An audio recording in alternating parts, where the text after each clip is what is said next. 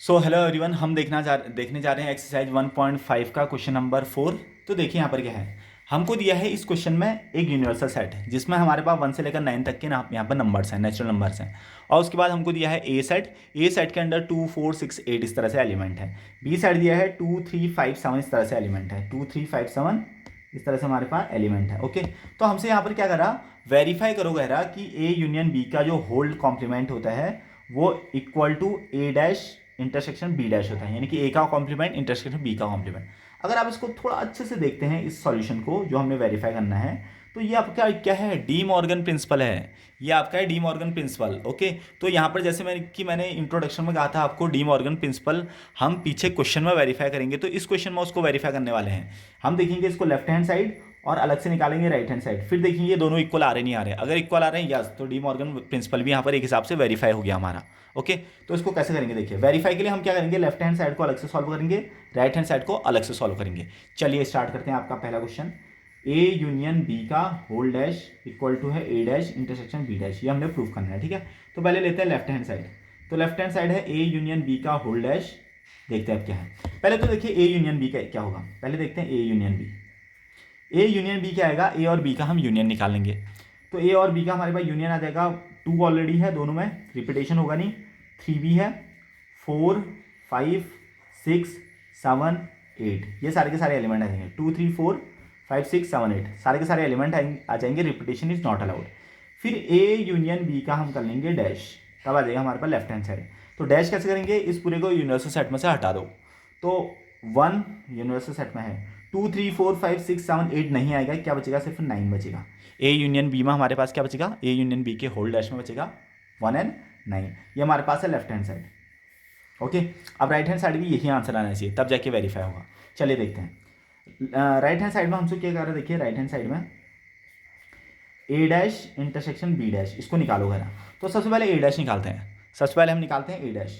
तो ए डैश निकालेंगे, देखो ए जो हमारे पास है इसका कॉम्प्लीमेंट हो जाएगा ए डैश।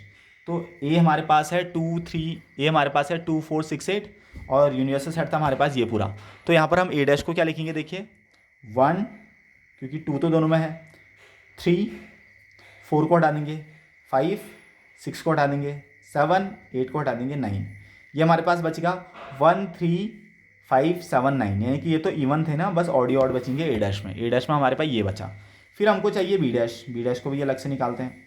तो बी हमारे पास था 2 3 5 7 है ना, 2 3 5 7। तो बी डैश क्या बचेगा 1। ओके, 3 ऑलरेडी हमारे 2 यहाँ पर है, 3 यहाँ पर है, 4 5 यहाँ पर है, 6 7 यहाँ पर है, 8 और 9।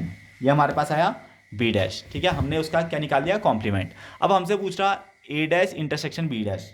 तो दोनों का यहाँ पर अगर हम इंटरसेक्शन करेंगे तो इंटरसेक्शन का मतलब होता है कॉमन। देखिए भाई कॉमन क्या है, दोनों में कॉमन क्या है, दोनों के डैश में कॉमन क्या है, 1 दोनों में है और 9 दोनों में है। इसके अलावा कुछ कॉमन दिख रहा नहीं।